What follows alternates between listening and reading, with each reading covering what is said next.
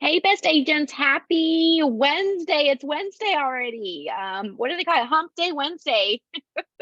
Today we are with the best rate home loans lenders, George and Ricky. They're going to review FHA renovation loans. So this is a great topic to know. It's a great topic, tool to have in your tool belt.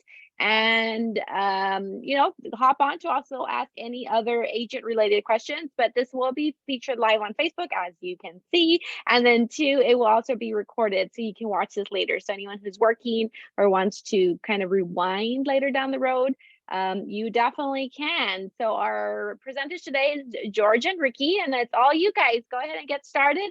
And thank you so much for hosting today's workshop.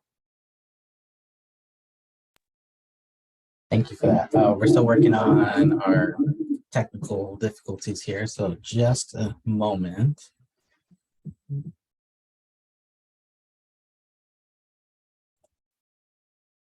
All right. I don't think I'm echoing anymore, so we'll go ahead and get this kicked off. But yeah, hey, thanks for joining. We are going to talk about something that we don't see a whole lot that's being utilized right now.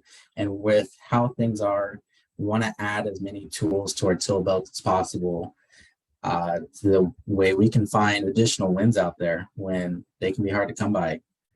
So today we're going to go over an FHA renovation loan. What are the benefits of utilizing a renovation loan? What's the process look like? What type of renovations we can do? And kind of the financing part of it for our clients. So to get started into here, so what is a renovation loan? So kind of to the title of it, what we're doing in this situation is, if there's a home in distress that our borrower is willing to put in the time to have these renovations or rehabs be done to the home, we can utilize this renovation loan to fund that renovation project for the borrower without them having to come out of pocket. Nice thing about, what's the grab and what everyone likes about FHA loans is that there's a low down payment requirement. So the down payment requirement for the renovation loan is 3.5% down.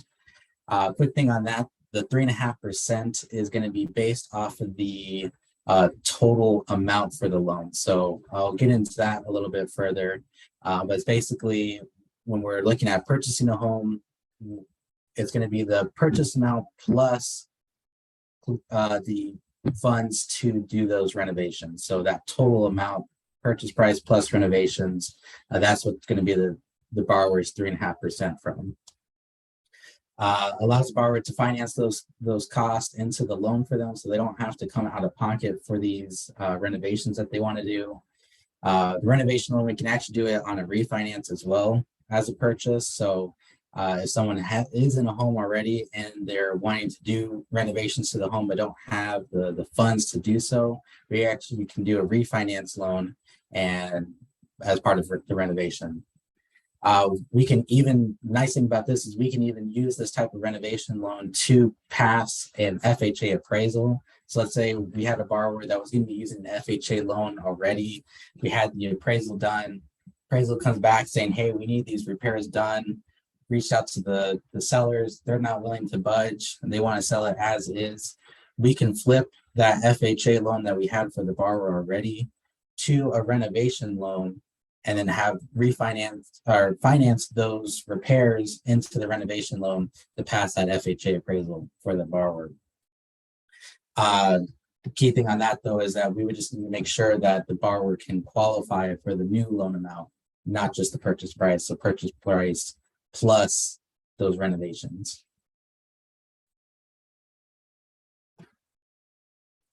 That's renovation loan.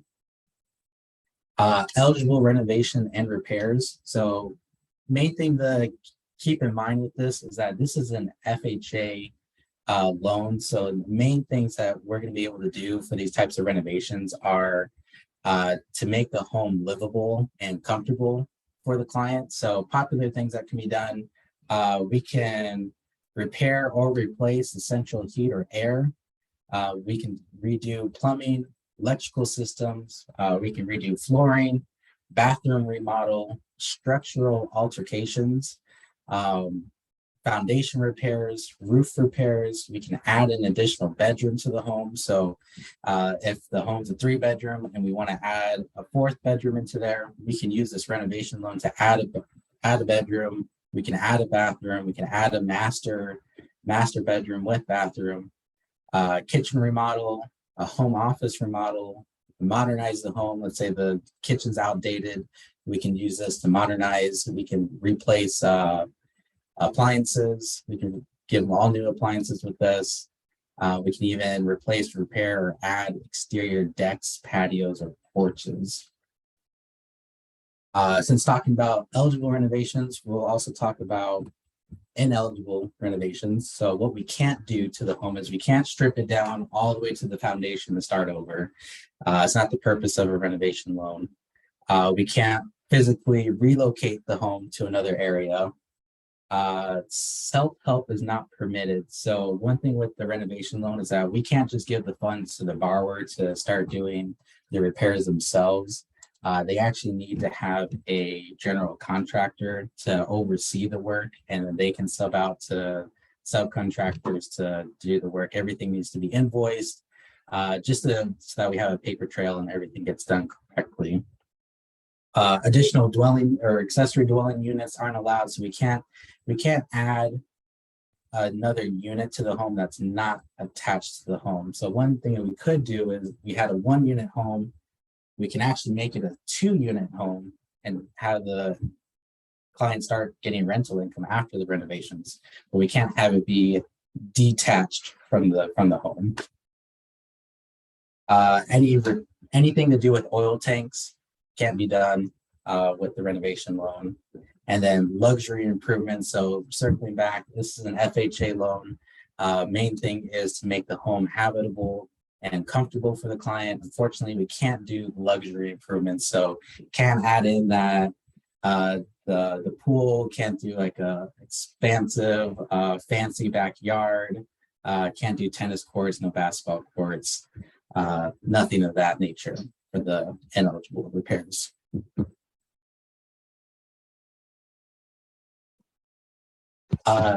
Ineligible ownership type. So this is an FHA loan, so this is pretty straightforward, but just to recap, this has to be unit owner occupied and the loan in the borrower's name. So can't do any life estates, blind trust, 1031 exchanges we can't do on these, can't close in a LLC or corporations partnerships. So can't do any of the investment type of closings for this. This is really for a borrower that's looking to live in the home after those renovations. Can't do any type of flipping with these, or have an investor that wants to use these funds to renovate the home and then rent it out afterwards. This is for owner occupied property types.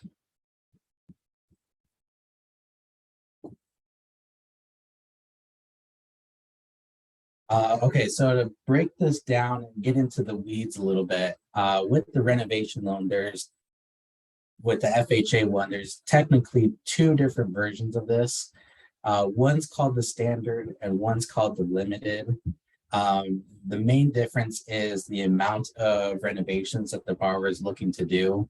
For the limited one, those are going to be for renovations less than 35,000 in total renovations. So that would be purchase price plus 35,000, and renovations would be the max on this.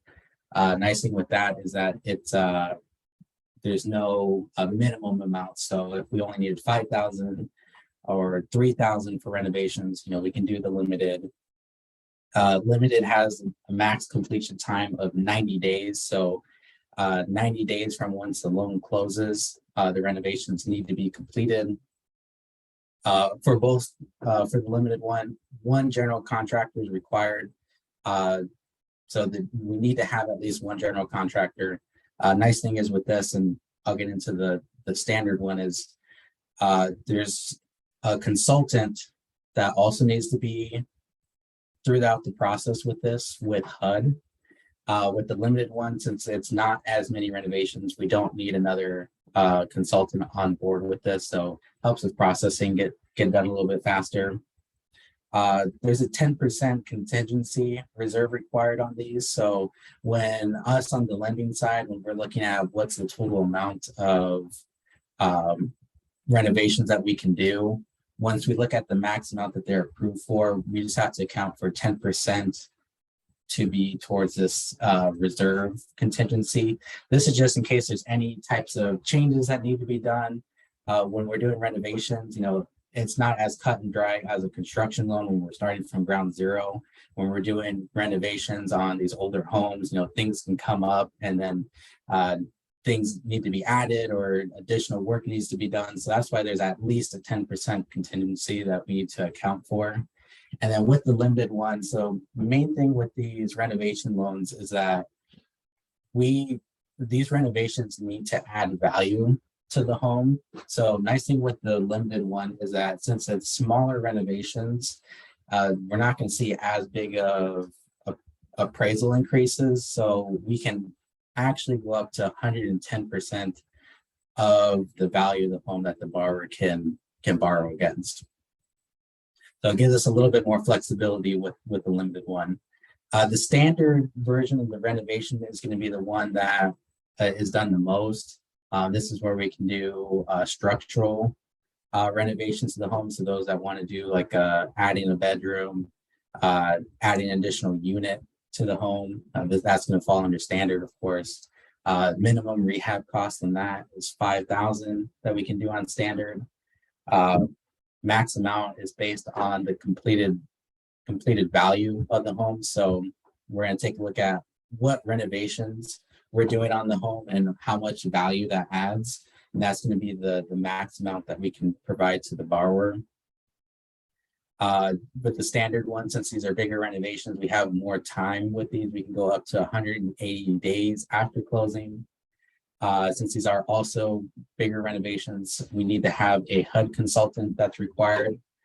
So these are consultants that are registered through HUD that need to be part of this. What the purpose of the HUD consultant is to be the eyes and ears for the lender and the borrower during the renovation. So they're going to make sure that the invoicing that the general contractor does is within reason. The contractor's not overestimating or trying to get more than what the actual renovations are worth. So they also need to be part of the process. I looked up to see, how much availability there is with HUD consultants in Arizona. And I found that there's actually only about 9 to 10 consultants that are here in Arizona. So just something that we all just need to keep in mind that, if we have a borrower that is interested in doing this type of renovation loan, that we get in front and try and get this HUD consultant on board so that way we can know what their scheduling is like. That way it's just a smoother process for the borrower. I get max one general contractor on these. So what the lender doesn't want to have is multiple points of contact for the contractor side of things. They want one general contractor that's going to be their one point of contact, and then that general contractor can sub out for additional work to be done. But this general contractor needs to be the point of contact. They also need to be a business that has funds available already. They need to be able to put their own money up front to be able to get work done and then ask for reimbursement afterwards. So just another thing that we just keep in mind when we have a borrower that's interested in when they're looking for general contractors. We can't use a general contractor that's up and coming and doesn't have the funds to actually complete the work themselves. We need someone that's well established, has funds available, has credit lines to be able to do the renovations and then invoice the lender afterwards. With the standard, there's actually also a possibility to where if the home is not livable for the borrower, they can defer their mortgage payments while the renovations are going on and live in a hotel. So instead of making their mortgage payment of however much, they can use those funds to go and live in a hotel or live somewhere else. If we go that route, the HUD consultant is the one that makes the decision on if the home's livable or not. So it's not up to the borrower just to be like, oh, I don't want to live there while things are going on. It's up to the HUD consultant to confirm if the home's livable for the borrower while the renovations are going on. And then the HUD consultant's the one that decides how many months that the borrower can live elsewhere. So typically I've heard that it's 1 to 2 months, but it can go up to the 6 months that the borrower can be out of the home. And those, the borrower is not skipping payments. Those payments that they would make are being deferred. So they actually go into the loan amount that we qualify them for. So if they're looking to, if they needed to defer 6 payments, that's quite a bit that we would need to defer into the loan, which then eats into how many renovations that we can do. So it's not just like they don't have to make a monthly payment, it goes away. They're just deferring it and putting it into their loan. And the same thing with these, there's at least a 10% contingency that's required. This is also to the discretion of the consultant and the underwriter. It can go anywhere from 10 to 20%. Another thing that I see common is if it's an older home, like really old, then they'll ask for more of a contingency because there's a higher likelihood that things are going to come up during renovations, that additional things need to be done. Another thing, if the utilities need to go out, they need to cut them, then the contingency goes up to, I think they said 15%. So that contingency we'll start with 10%, but then there is a likelihood that it goes up just depending on what type of renovations are being done on the home. One thing I want to add on that is at the time of appraisal, the utilities need to be turned on. So if they're not turned on, then we have to have that communication to have them on when the appraisal is done.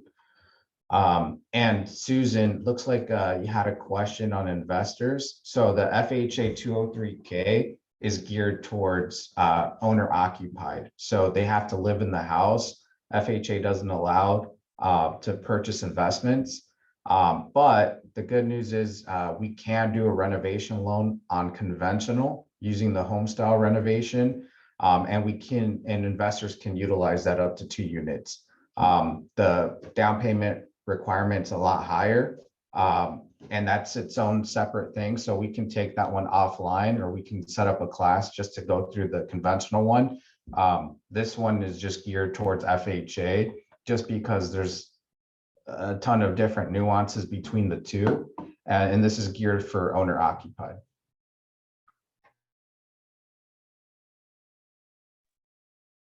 All right, so this got into the weeds a little bit more, but what we want to go over is what the process flow for this looks like for everyone involved. So first, we need to get the client pre-approved. We need to know what's the max loan amount that they can be approved for. The other thing, keep in mind, since this is an FHA loan, that we need to go by the county loan limit. So there's no loan amounts that we can go above 441,000. But first, we're going to see what's the max that the borrower can be approved for. That gives us an idea, because then we can start having those conversations with the borrower as what type of renovations that they're looking to do. What's the main thing that they're looking for? Are they really set on having a new kitchen? Do they want to add an additional bedroom to the home? Do they need to have it to be 4 or 5 bedrooms? They want as so many bathrooms. So that way we can kind of start seeing, how much what purchase price we can look at to make sure that there's enough available for the renovations that they want. So we'll get them qualified. We'll start having those conversations with them. We have a calculator that we can use to help with, seeing how much renovations that they can do. But after that, the borrower will need to contact and identify which general contractor they want to use, and get the HUD consultant on board too. So again, there's not as many HUD consultants that are here in Arizona. So we want to get in front of that early. So that way we're not scrambling to try and figure out, which HUD consultant can get to the site and start doing their portion of things. So after we get the general contractor, well, actually, one thing about the general contractor is the main thing with identifying that is they want us as the lender, as the broker and the realtor to not put too much focus on helping them choose who their general contractor is. If either one of us is going to do that, we need to make sure we give the borrower options, just to relieve some liability on us, because what the lender doesn't want to happen is, let's say either one of us recommended a general contractor to the borrower, and then loan closes, they get to start working on renovations, and then the contractor like just ups and leaves and walks away, or the borrower doesn't like what the general contractor's work is, how it's going, any of those types of things. If it comes back saying, hey, my broker or my realtor told me to use this general contractor and I don't like how things are going, that then causes a sticky situation. So we try to, just a word of caution, try not to advise on who the general contractor should be. If anything, we can give a couple options, but ultimately the borrower needs to be the one to decide who that general contractor is going to be. So after they identify those two people, then the client needs to identify the property that they're interested in. From there, we're going to have the general contractor and the consultant do their walkthrough of the home and create the bid. So that way we now know like what the client is wanting to do is going to look like it's going to fit in their budget. We'll then get the offer accepted on that home, and then we're going to provide the bids from the general contractor and the consultant to the appraiser to then give us a as completed value for the home. So this is the key part, because the renovation that the borrower is looking to do needs to add value to the home, to where that value is really going to be what gives us our budget. If the client's doing only renovations that aren't giving value to the home, then that as is completed value is going to come in short and it's going to cut the client's budget. So one thing I was seeing is that if the client wanted to do solar panels on the home, we just got to make sure that there's some other things going on. We just want to make sure that the solar panels add enough value to that cost of the solar panels. So once we get that as completed appraisal value, then we can finalize what the loan amount is going to be, because on that as completed value, now we know what the 3.5% for the borrower is going to be, and we can now finalize the budget for the projects. So nice thing with this is that once we get to this point, now the loan can be closed. So now there's no, waiting for renovations to be done or waiting for commission checks to go out after renovations. The loan closes as soon as that, as like a normal contract goes. Once we get the appraisal, we clear underwriting conditions. Now the loan can close, commission checks go out, and now renovations can begin. The process for the renovations is the contractor needs to be able to fund the repairs themselves, and then they can submit invoices to then get reimbursed. For these, they can get up to 5 draws in process or during renovations. But this is why it's important that they find a contractor that has the funds to be able to, pay the subcontractors, get materials, because once they submit an invoice, that goes to the HUD consultant and the borrower to basically sign off and confirm that the repairs were done, and that the lender can disperse that draw to the general contractor for reimbursement. And then once all renovations are completed by the general contractor, then we can do final inspection with the HUD consultant and appraiser to confirm, renovations were done. So just to reiterate, Once the loan closes, our job is done, and our renovation team will take over and see the renovations through. So you guys will get paid at the time of closing. So you won't have to wait 6 months out until the renovations are complete.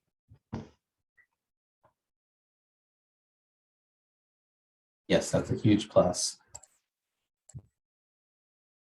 Other thing that, cool thing that we can do with these renovation loans is that we can actually combine them with other FHA products. So we can actually potentially go with the renovation plus down payment assistance. So a borrower can actually do this type of renovation if they qualify with down payment assistance to cover that full 3.5%.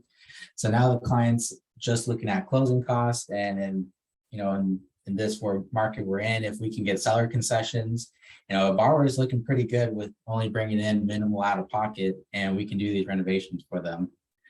The other two things here, FHA $100 down is also a possibility.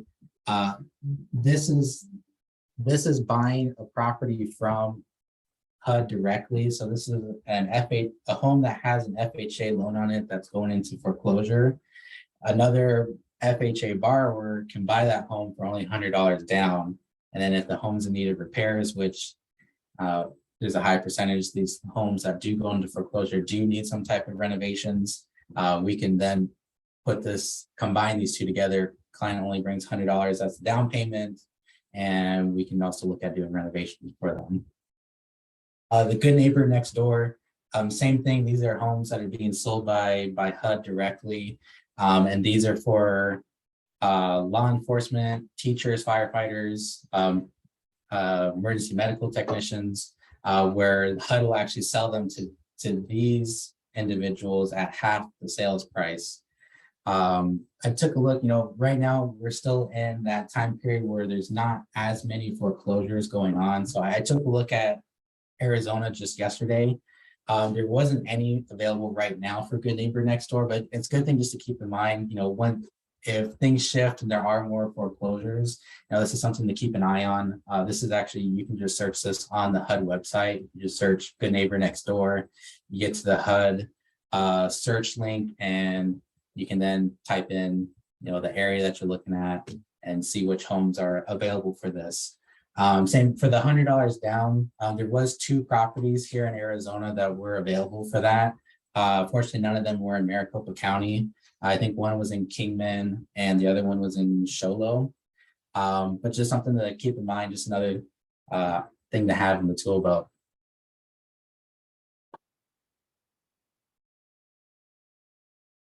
And that is, getting into the tip of the iceberg on these renovation loans. We went into quite a bit here, but it's nice to know for that type of client that maybe is looking for a home that has these types of renovations, but their price point, what they're qualified for, doesn't allow them to get into those homes that are already renovated. This is where we can utilize this renovation loan, get them into a purchase price that's lower, and then just do the renovations afterwards. Does anybody have any questions about renovation loans? Really quick, does that cover a VA loan as well? Can you use it with those? Yes, we can. And that's its own separate renovation program. It's pretty similar to FHA, but we can do FHA renovation, conventional renovation, and VA renovation. We chose to go FHA just because FHA loans right now are king. In this market environment, it's going to be the most affordable loan for 90% of the people out there. And again, it has its own separate nuances versus conventional. Eventually, we'll do a training on renovation VA and renovation conventional, but those come with their own set of guidelines, but it is available.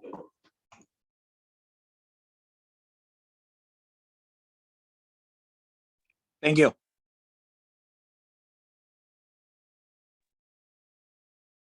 Just another thing to add to this too. So yeah, renovations, we can do FHA, VA, conventional. We didn't go over it in this presentation, but there's also construction loans that we can do too. So someone that is looking to build from ground zero, we could do a one-time close too. So we'll probably do another presentation on that because that's a total separate thing, but it's also a really cool program out there to be able to close before construction starts. That way there's more peace of mind. Commission checks go out ahead of time. So just another thing that we can add. One thing we didn't go over is qualification criteria. So in order, you can actually have a 580 credit and utilize a 203K renovation. So that's another huge win for a lot of buyers, which is why we want to go over this one first. Conventional, they can go as low as 620, but we know that if they're at 620 credit score, they're probably better off going FHA anyways.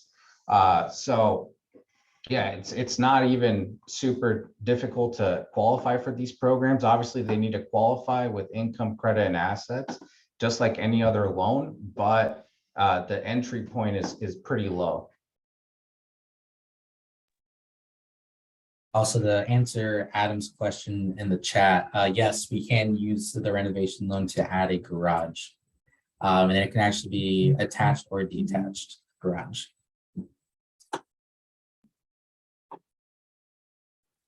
And I had a kind of a stupid question. So in regards to the loan, so just so I envision like a buyer, I purchase my home, I'm an FHA buyer, and then I get this type of loan, or do I do it in the beginning? What if I've lived in the home for a few years and I'm an FHA borrower, I can get it later.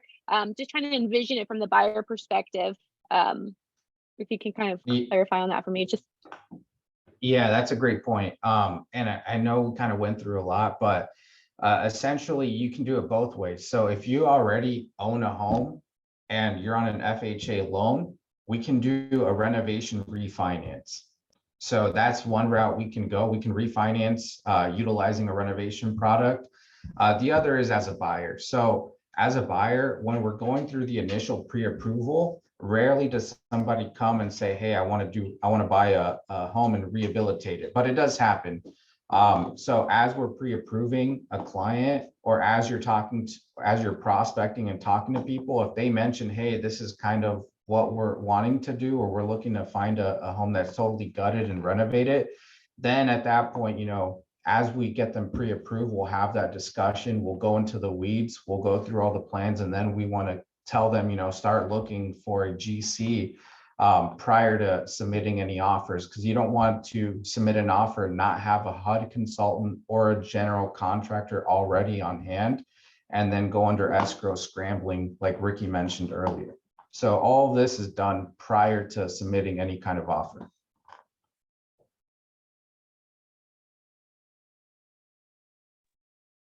Thank you.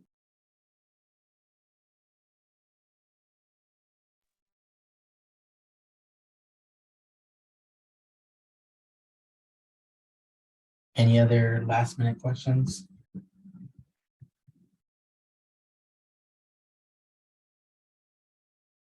All right, well, thank you all for joining. I know this was a lot of info. Feel free to reach out to either George or myself if you have any questions or you want to dive into a scenario. We'd be happy to help, and look forward to talking to you all soon.